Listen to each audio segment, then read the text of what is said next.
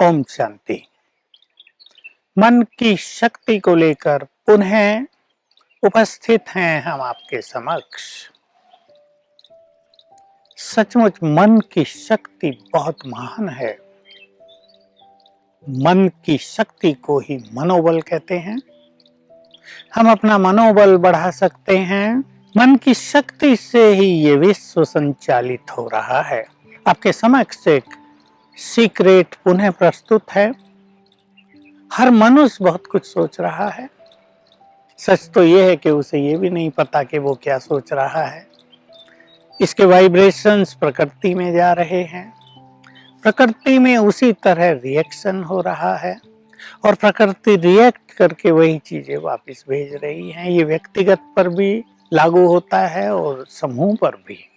हम जैसे विचार कर रहे हैं वैसा ही तो हमारा जीवन है, वैसी ही हमें प्राप्तियां हो रही हैं।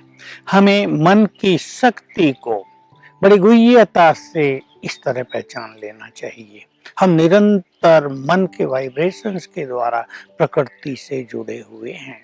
प्रकृति यदि हमारे विपरीत कुछ कर रही है, उसके जिम्मेदार भी हमारे संकल्प हैं। और यदि हमारे संकल्प बहुत सुंदर हैं तो प्रकृति हमें पूरी तरह से कोऑपरेट करती है, हमें सब कुछ प्रदान करती है। हम जानते हैं प्रकृति ने ही तो हमें सतयुग से लेकर कलयुग अंत तक पाला है, सब कुछ प्रदान किया है। जीवन ही प्रकृति से संचालित है। तो हम अपने मन को बहुत सुंदर बनाएं। Beautiful mind will lead you to a beautiful life.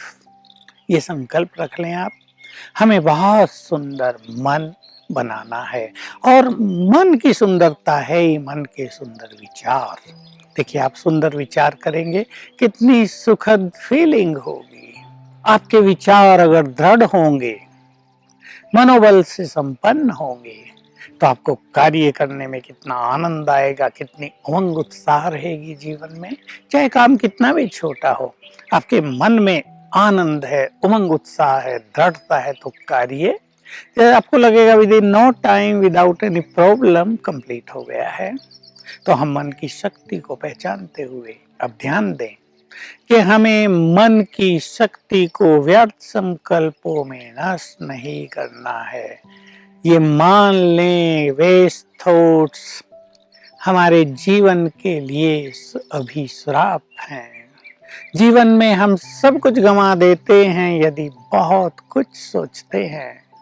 मेरा कांटेक्ट रहता है बहुत युवकों से, मातृशक्ति से, पुरुषों से भी।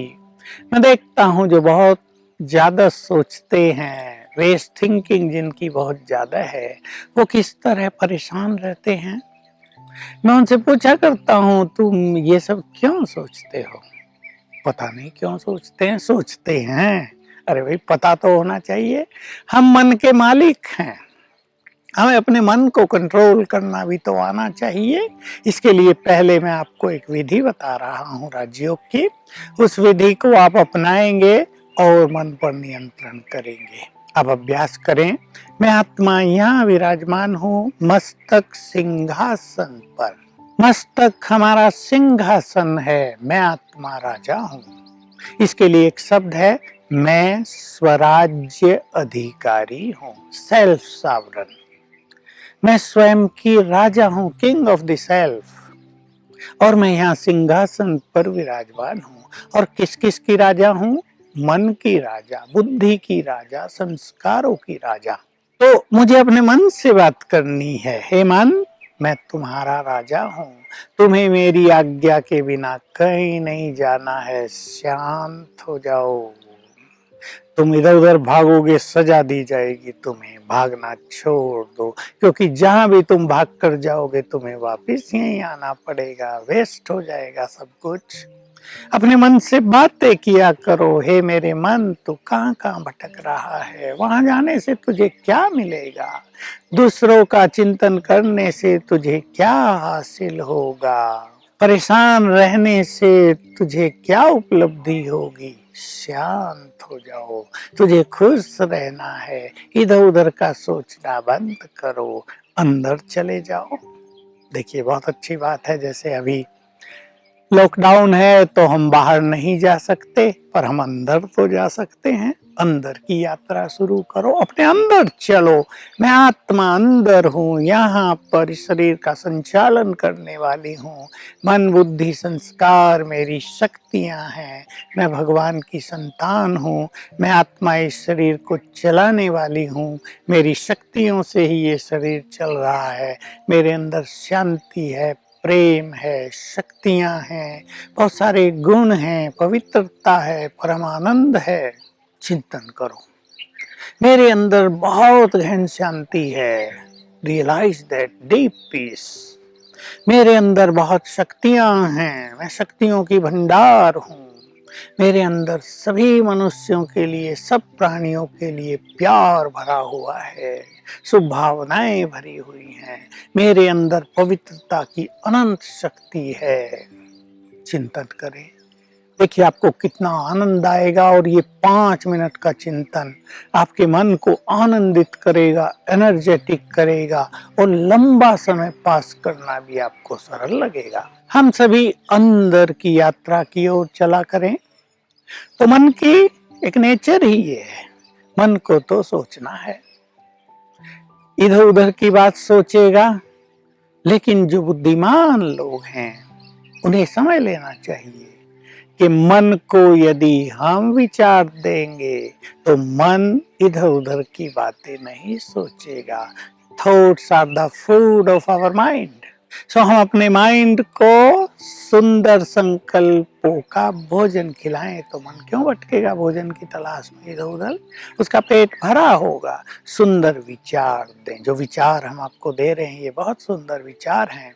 इससे आपके सारे के सारे व्यर्थ संकल्प समाप्त होते जाएंगे, जीवन सुखी होता जाएगा। और जो वेस्ट थिंकिंग के कारण परेशानियां हैं, मानसिक रोग बढ़ रहे हैं, ब्रेन की शक्ति डाउन हो रही है, और हमारी इम्यून पावर भी इससे नष्ट होती है, उससे हम बच जाएंगे। तो व्यर्थ से बचें।